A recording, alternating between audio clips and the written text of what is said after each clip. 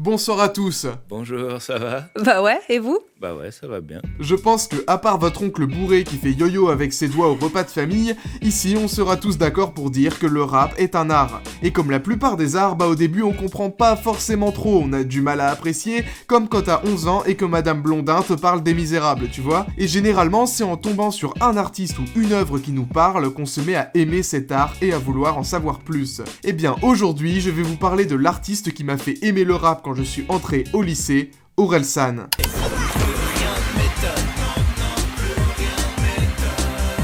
Je mets tout ce que j'ai, j'aurai pas de regrets. J'ai mis 10 ans pour percer, et ça fait 10 ans que je fais. Je sais même pas pourquoi je le fais.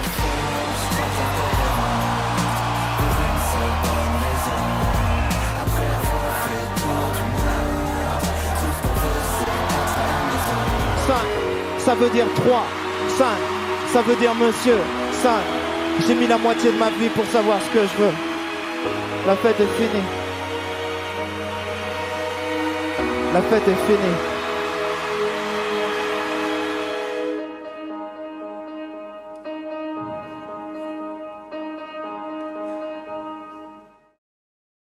Aujourd'hui, on va donc revenir sur toute sa carrière solo, parce qu'en plus, Orelsan, tout le monde le connaît, quoi. C'est le genre de mec qui a je sais pas combien de récompenses, qui a des disques de diamants, tes parents, ils aiment pas forcément le rap, mais ils connaissent Orelsan et ils aiment peut-être.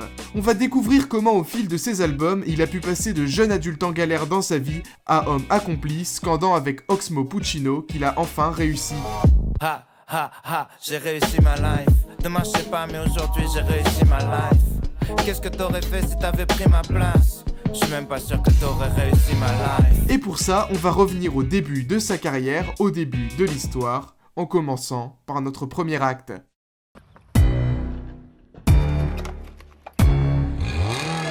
Putain, plus j'avance, plus je grandis, plus je comprends rien. Les sites de boules c'est comme la vraie vie, t'attrapes des virus. Quand j'étais petit y'avait pas d'internet, on traînait dans les abribus. Fallait attendre dimanche soir pour voir des filles nues. Depuis je me fais wish en moins de 5 minutes avec Imul.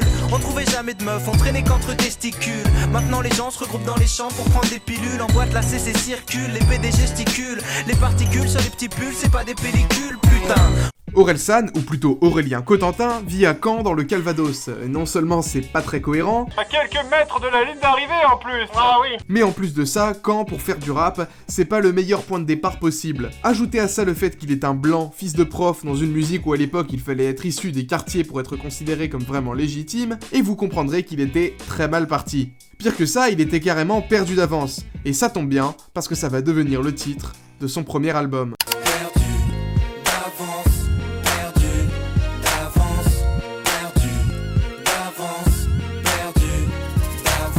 Et c'est là le premier coup de génie de Orelsan. Au lieu de s'inventer une vie dans ses sons, il va assumer son côté loser, en le tournant à son avantage, puisqu'à la manière de Eminem, il va utiliser ses faiblesses de départ et en faire ses forces, avec beaucoup d'autodérision. Au collège, j'étais le fils du directeur, j'entendais des hey, fils de pute, je t'attends à la sortie à 17h. Imagine en 2 ans comment ça m'a mis les nerfs. Depuis je traîne toujours avec les mêmes amis imaginaires. Je pue la défaite, je suis en concert dans ta salle des fêtes. Je suis à peu près tout le contraire de la jet set. Je cours à ma perte, plus je dors, plus je suis fatigué. Mes hobbies c'est sortir et boire de l'alcool fort de basse qualité. Il va d'ailleurs pas mal s'en inspirer de Eminem, en devenant comme lui la figure controversée du petit blanc vulgaire aux paroles sulfureuses. Nous on s'en bat les couilles de ce que disent les gens. On vit pas dans le même monde, on est différents. Je suis resté beaucoup trop longtemps à cirer le banc. Si je rentre sur le terrain c'est pour mettre une droite à mon coach. Nous on s'en bat les couilles de ce que disent les gens. On vit pas dans le même monde, on est différents. Je suis resté beaucoup trop longtemps à cirer le banc. Si je rentre sur le terrain ça devient dangereux pour les deux camps. Parce que oui, Orelsan, dans son premier album, il va pas se contenter de dire qu'il galère avec les filles ou dans son job en s'apitoyant sur son sort. Non. Il va mettre des gros tacles à la gorge à tous ceux qui l'emmerdent. Le dernier que j'ai rencontré s'appelle Claude, c'est son vrai nom. Je crois pas qu'il écoute mes sons, mais bon, son empire c'est la réception.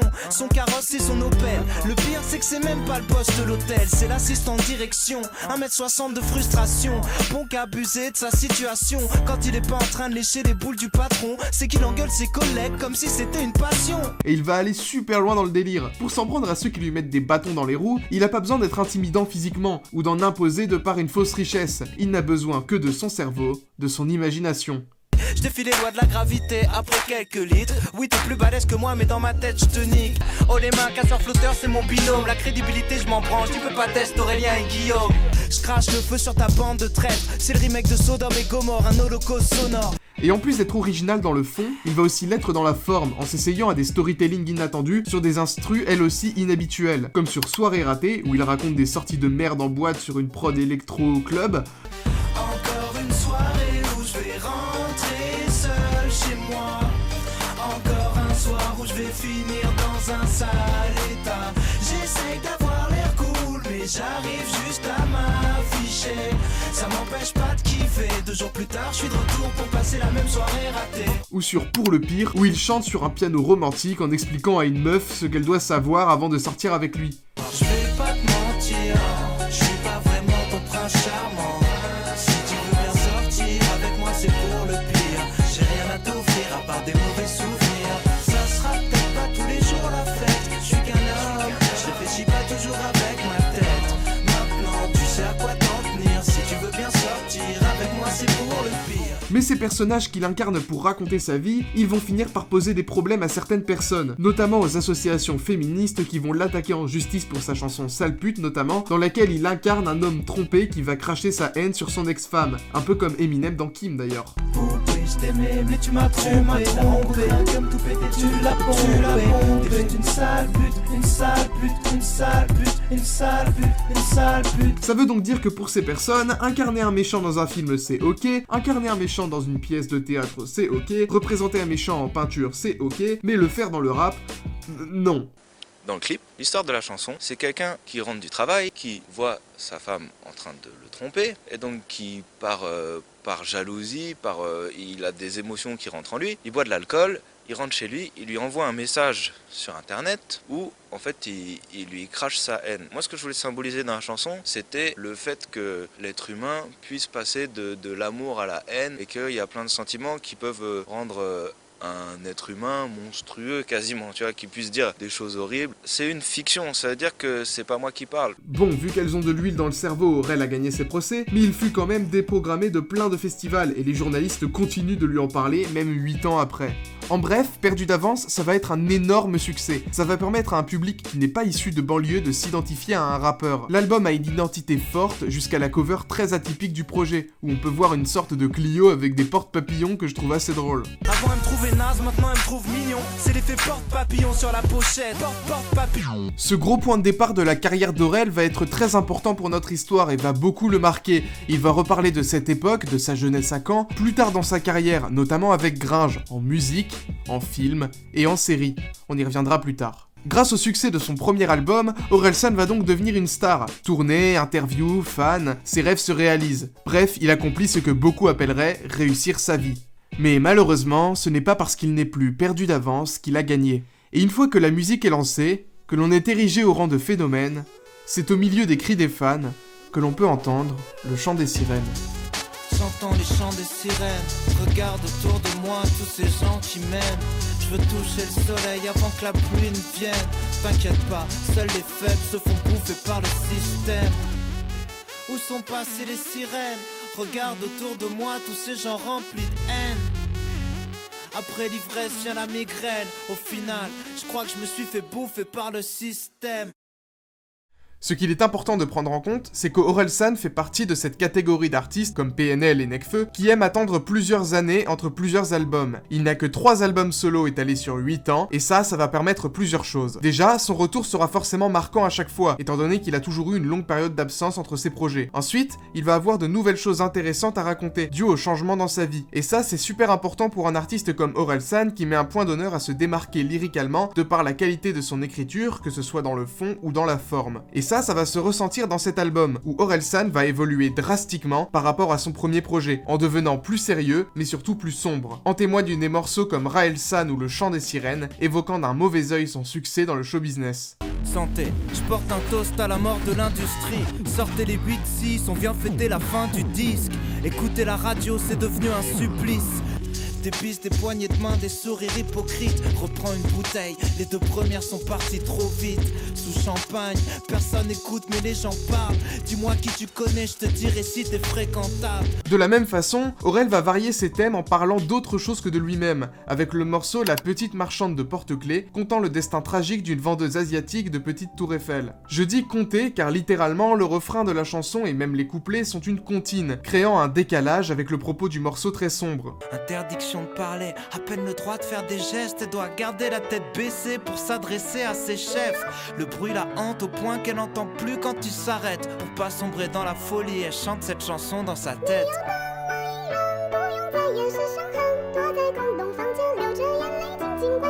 Elle chantait.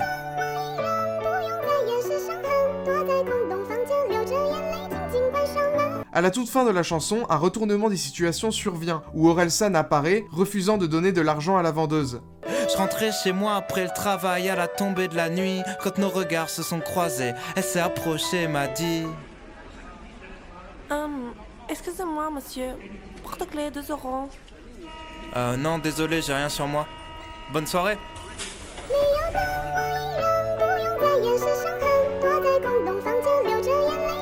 Et je l'entends encore chanter.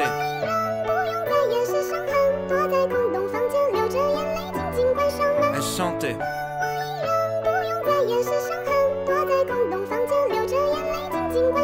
Elle chantait.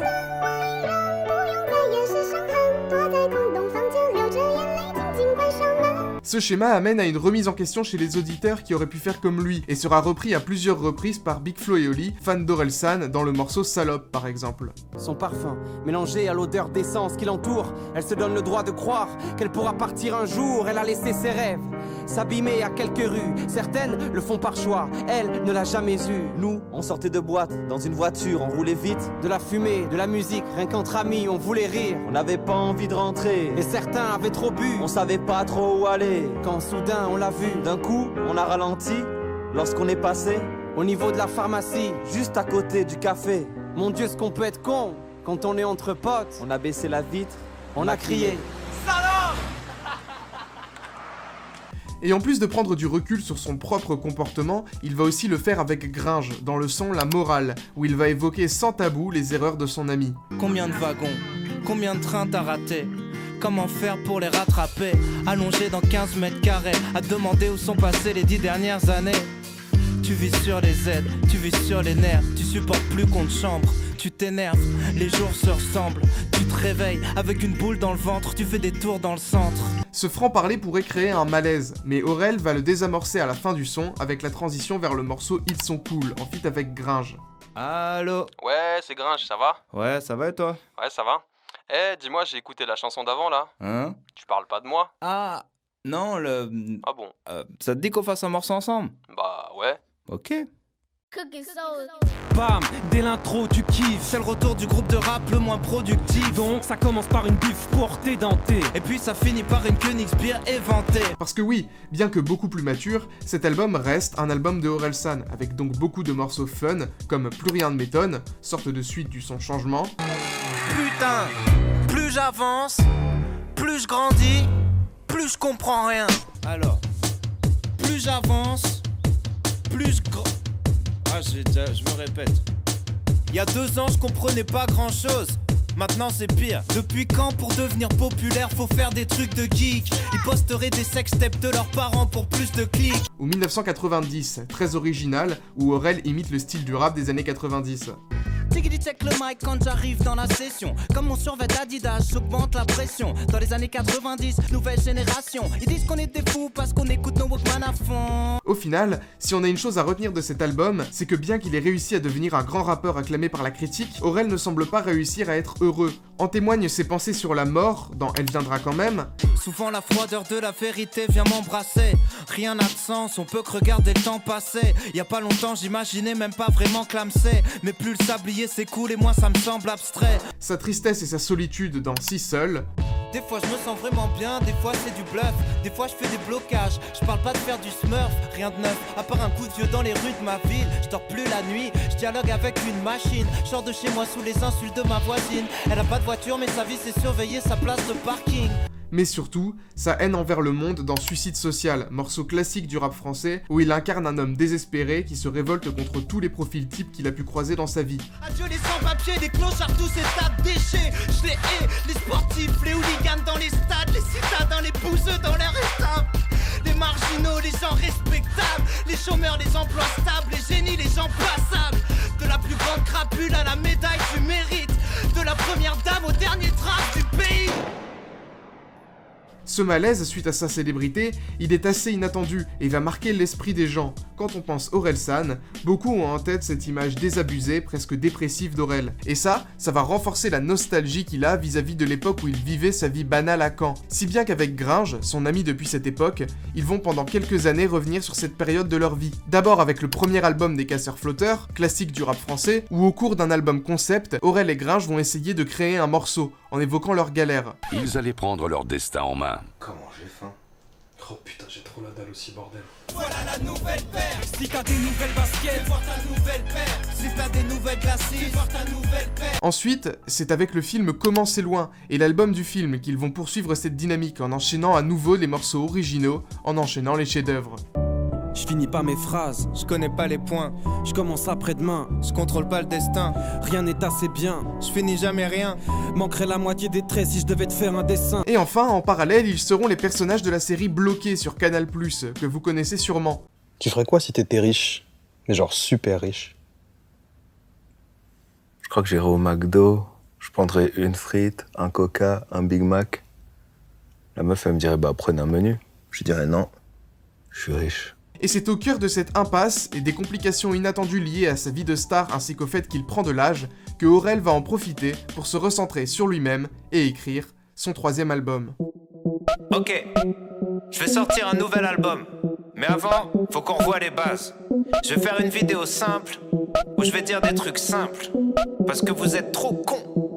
Simple, basique. Ok, les gens les plus intelligents sont pas toujours ceux qui parlent le mieux. Simple, les hommes politiques doivent mentir, sinon tu voterais pas pour eux. Basique, si tu dis souvent que t'as pas de problème avec l'alcool, c'est que t'en as un. Simple, faut pas faire un enfant avec les personnes que tu connais pas bien. La fête est finie.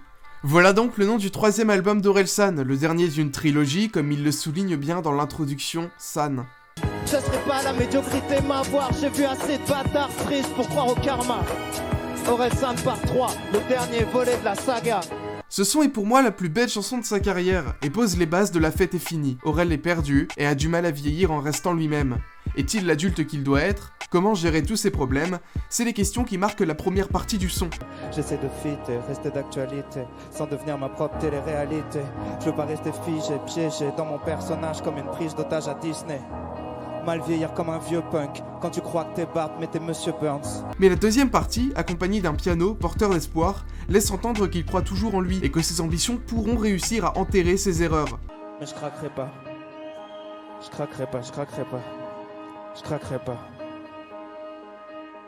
Je pourrais plus m'enfuir, mon frère a 2 enfants, je veux les voir grandir. Je veux plus faire semblant, plus jamais mentir. Je suis déjà fou, autant rester dans le délire. Hein, je serai celui qui fait une blague avant de mourir, celui qui part dans un fou rire. Hein, je veux laisser mon propre souvenir, pas faire du sou, le mec à la mode en pourri. Hein. Le son parle du passé, du présent et aussi du futur. Un futur où Aurel sait ce qu'il veut. Ça, j'ai mis la moitié de ma vie pour savoir ce que je veux. La fête est finie. La fête est finie. Et tous ces thèmes vont être déclinés et développés dans l'album, le laissant à chaque fois tirer des leçons des obstacles qu'il va rencontrer. Le fait de vieillir, par exemple, sera abordé dans le son éponyme, La fête est finie. On était censé changer des choses, depuis quand les choses nous ont changé. On était censé rien faire comme les autres, est-ce que tout le monde mentait? Le changement, c'est ça qui fait peur, car c'est ça qui implique de détruire le passé, comme il le souligne dans le son Dans ma ville on traîne. Elle est même pas foutue de pleuvoir correctement, ma ville au sang clocher. À chaque fois qu'ils détruisent un bâtiment, ils effacent une partie de mon passé. Un autre changement dans sa vie, c'est son couple, qui l'amène parfois à regretter sa liberté d'antan, comme il le dit dans Bonne Meuf et dans Quand est-ce que ça s'arrête. Mais si tu savais comment je m'ennuie maintenant, dire que tous les ans des meufs ont 20 ans. Quand je vois mes potes, j'ai plus quoi raconter. Je vais plus en soirée car j'ai peur de craquer. J'ai maté trop de films de boules, ça me fait plus rien. Ma meuf est cool mais c'est pas pareil putain. Les mannequins des magasins de lingerie m'excitent. J'ose plus voir ma bite, ça me rend nostalgique. Sauf qu'en parallèle de ça, il va décider pour la première fois de sa carrière d'écrire une chanson d'amour à sa femme, remplie de bonheur et d'espoir pour l'avenir. Qu'est-ce que j'irai faire au paradis quand tu t'endors près de moi? Qui le donne à d'autres le paradis? Je n'en voudrais pas. Vous l'avez sûrement remarqué, tout ça c'est assez contradictoire. Mais ce sont ces contradictions, ou plutôt le fait de les accepter et d'en tirer de l'inspiration, qui vont l'aider à avancer. Une idée qu'on peut assez facilement résumer avec le refrain de la chanson La Pluie, en feat avec Stromae, où il explique qu'il a beau faire un temps de merde, bah non, il fait beau. Je connais que le bruit de la pluie, l'odeur du béton mouillé. Si je suis parti, c'est parce que j'avais peur de rouiller. Trempé, j'aurais jamais pensé que le mauvais temps finirait par me manquer. Il fait quand même beau, il fait beau, il fait beau, il fait beau. Et accepter ses incompréhensions, c'est l'un des multiples enseignements qu'il a appris au cours de sa vie, comme il le souligne dans Notes pour trop tard, où il s'adresse au lui du passé. Si t'as l'impression que personne te comprend, c'est parce que personne te comprend. C'est plus facile à vivre une fois que t'en es conscient. Comment tu peux leur en vouloir, tu te comprends pas toi-même. Souvent seul avec tes problèmes, souvent c'est toi le problème. Et c'est en ayant accepté d'être lui-même et en étant fier de ce qu'il a accompli, qu'il est le plus pertinent selon moi. Sur cet album, on retrouve le morceau Tout va bien, délivrant des messages forts en restant original, puisqu'il va mentir à un enfant sur les tragédies du monde qui l'entoure, de façon assez touchante je trouve. Si le monsieur dort dehors, c'est qu'il aime le bruit des voitures. S'il s'amuse à faire le mort, c'est qu'il joue avec les statues. Tout va bien, tout va bien, petit tout va bien, tout va bien. Au-delà de cette première lecture, le son sous-entend que nous sommes les enfants de l'histoire, fermant les yeux sur certains problèmes. Si la voisine crie très fort, c'est qu'elle a pas bien entendu. Si elle a du bleu sur le corps, c'est qu'elle a joué dans la peinture. Tout va bien,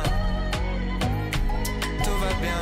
La fête est finie est donc un album mélancolique, mais moins sombre que Le Chant des Sirènes. Aurel se permet des morceaux fun, comme Christophe ou encore Des fêtes de famille, où il dit leurs 4 vérités à son entourage, de façon assez drôle. Mais quand je vois la gueule de Delphine, qui sert à rien, à part se plaindre, je comprends pourquoi son mec bourré préfère danser avec le chien. Si j'ai plus de 30 ans, et je suis toujours assis à la table des enfants, c'est pour leur dire de se méfier de Christian, quand il a de l'alcool dans le sang. Et il propose aussi des sons ego trip, à la fois dans Zone avec Nekfeu et Dizzy Rascal. Nekfeu, Orelsan, Nepsan, Orelfeu, qu'est-ce que t'attendais de mieux? Étoile dans les yeux, yes, j'ai grandi dans l'ouest, j'ai les mêmes potes qu'à l'époque, nous d'abord et fuck le reste, yes. Mais aussi dans la réédition de l'album, sur Discipline, ou sur le monstrueux Rêve bizarre avec Damso. Rappelle-toi qui tu snobais quand tu montais, c'est les mêmes que tu croiseras dans la descente. Prends pas la tête avec trop de mots, ceux qui te stream sont des robots. Mon seul adversaire c'est le chrono, qui m'aimera encore, qui m'aimera encore, qui m'aimera encore à l'hosto. J'suis mort, éteigne la GoPro, noir, san, dumps, hey, hey. Ce soir j'me mets, mina, pourquoi j'me fais si mal? J'ai fait des rêves bizarres, où tu changeais de visage. C'est aussi sur ce disque qu'il va assumer un petit virage musical, s'essayant avec succès à plus de variétés françaises, sur des sons comme Mes grands-parents ou La famille, la famille. Dans cette chanson, il va justement s'excuser pour les reproches qu'il a fait dans Des fêtes de famille, une autre contradiction assez intéressante donc. Le punch est dégueulasse parce que c'est moi qui l'ai fait. J'aimerais faire un discours parce que j'ai bu. Levez tous vos verres, j'aimerais dire un truc. Pour les bons et les moments gênants qu'on a vécu. Pour tous ceux qu'on verra jamais plus, j'aimerais rappeler. On aurait pu trouver des excuses, mais on se retrouve ensemble dans un coin perdu. Quoi qu'on en pense, une chose est sûre, on restera la meilleure famille qu'on ait jamais eue. Au final, La fête est finie apporte certaines réponses aux questionnements d'Aurel, en laissant en suspens certaines choses qui gagnent à l'être. Et c'est dans le dernier son du projet, et le dernier solo de Aurel sorti à ce jour, qu'il va assumer tout ça, en partant sur une note positive, celle d'un homme qui a enfin réussi sa vie. Certaines relations sont néfastes, parfois les chemins se séparent, mais les erreurs se réparent. Et la ligne d'arrivée est souvent la ligne de départ.